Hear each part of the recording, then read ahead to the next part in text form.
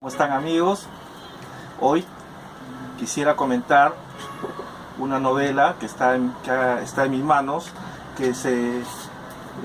esta novela tiene por nombre El amor célebre de Ayacucho, de Diomedes Gavilán, un escritor ayacuchano que ingresa con buen pie en la literatura contemporánea, pero quisiera de todas maneras hacer un énfasis en que a veces los escritores cometemos ciertos errores por ese afán de querer perseverar en la literatura con frases aparentemente de hermosa construcción verbal, con frases que parecen construidas desde el imaginario.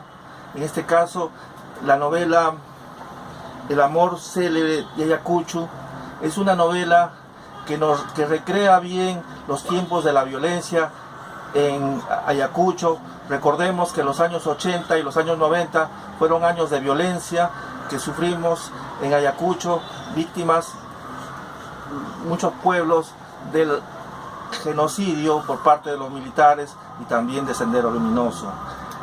Diomedes Gavilán tuvo un gran tema como para poder hacer una gran novela, pero me permito ejercer el derecho de la crítica, de la cátedra, quizá para que esto sirva como ejercicio para los jóvenes escritores y comentar un poco al detalle en qué falla esta novela.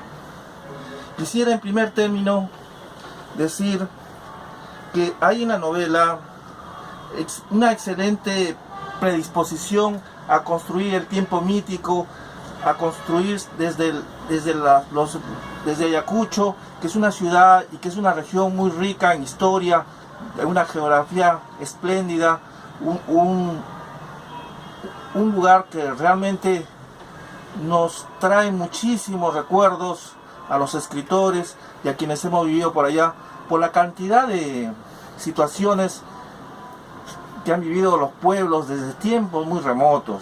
Estoy hablando de la cultura Wari, estoy hablando de que en Ayacucho se desarrolló la batalla justamente que lleva ese nombre, la batalla de Ayacucho en las Pampas de la Quima, donde realmente los pueblos americanos obtuvieron finalmente la independencia de la corona española.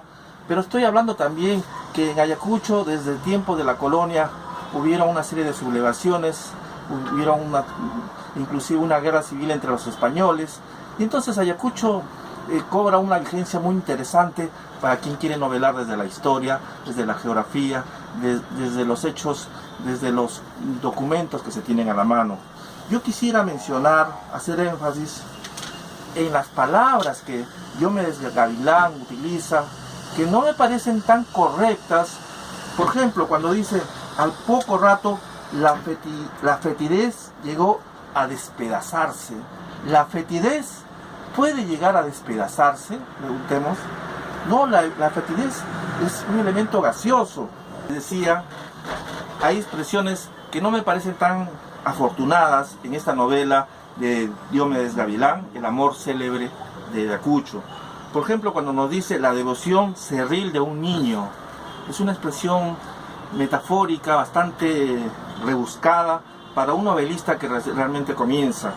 Los tejados suspiraban el dulce ayer eterno. Los tejados pueden suspirar en el dulce ayer eterno. No sé, es una expresión muy rebuscada y nada afortunada. Ella plisaba la nostalgia rugosa, de igual manera. Esas pretensiones de pretender acercar a la poesía con la novela, si no están bien construidas y no están bien significadas, podrían llevar realmente a expresiones bastante grotescas. Hay otras expresiones que también me voy a permitir comentar.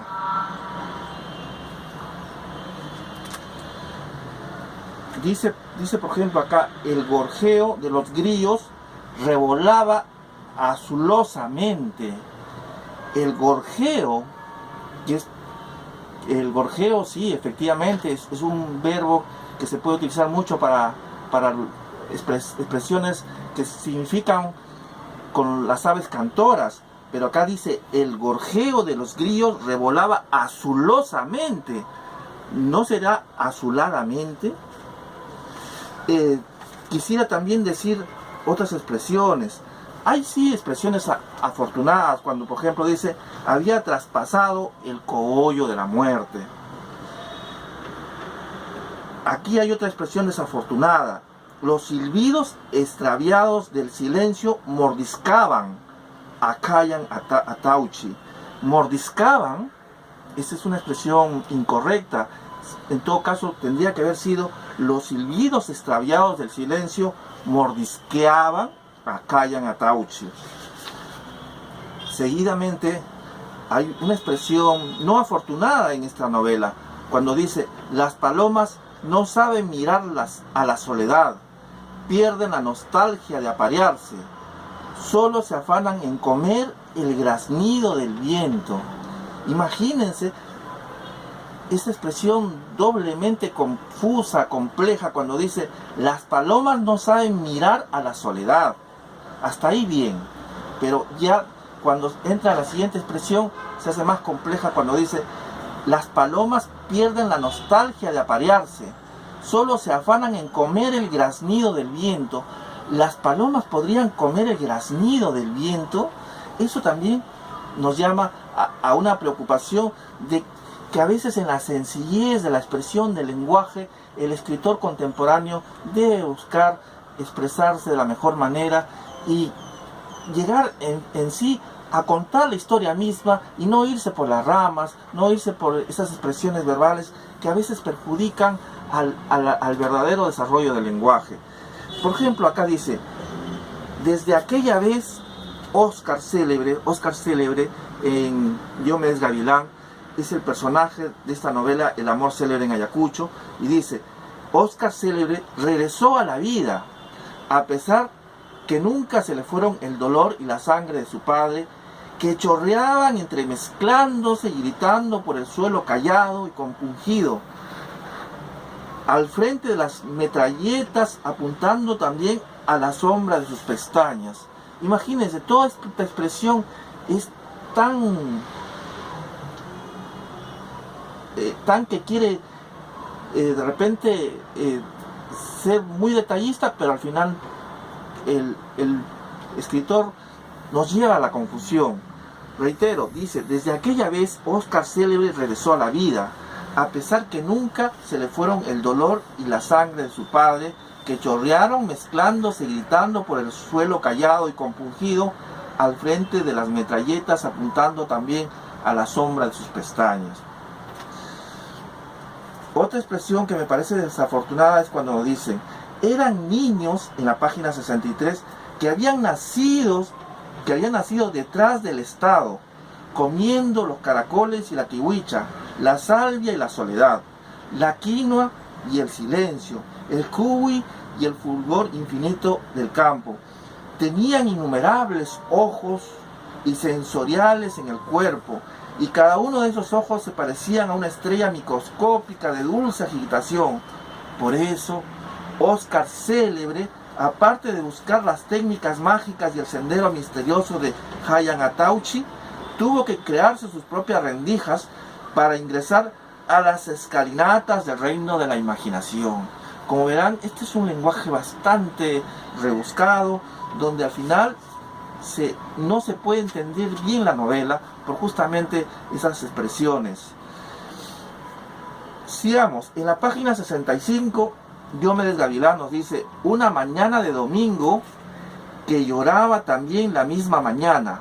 Una mañana de domingo que lloraba también la misma mañana. O sea, es una reiteración innecesaria. Ausentándose de su propia ausencia, doblemente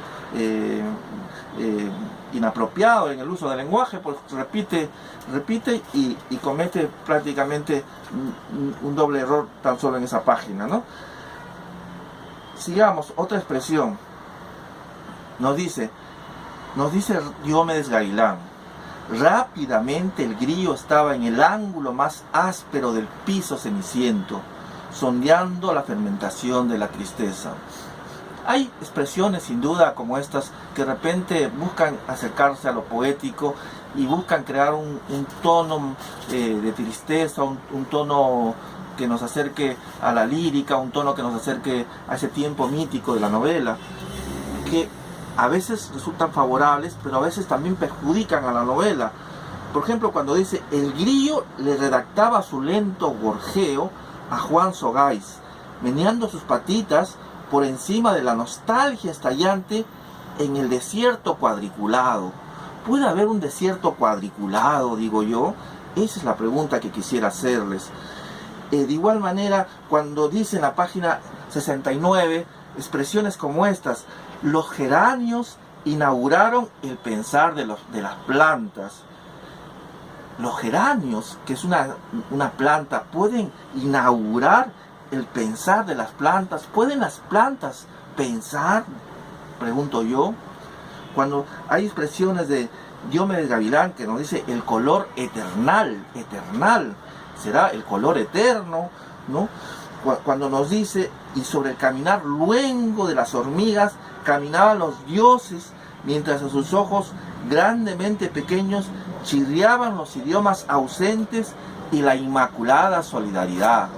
Imagínense, con expresiones así, tan grandilocuentes, tan aparentemente poéticas, llegamos a una novela que finalmente quisiera decir mucho más, pero al final en esos detalles encontramos errores de construcción gramatical. Bueno, no quisiera cansarlos. Sí, efectivamente me permito recomendar esta novela El amor célebre de Ayacucho, de Diomedes Gavilán, un escritor ayacuchano contemporáneo, haciendo énfasis que obviamente hay una novela que obviamente necesita en sus próximas ediciones y al escritor, cuando pueda seguir publicando, mi recomendación es esa, ¿no? Decirle: cuando usted escriba sin pensar tanto en la poesía, para llevarla y construir un lenguaje demasiado esteticista, un lenguaje demasiado rebuscado, un lenguaje que al final perturbe la novela. Muchísimas gracias por su atención. Les saluda Samuel Cabero.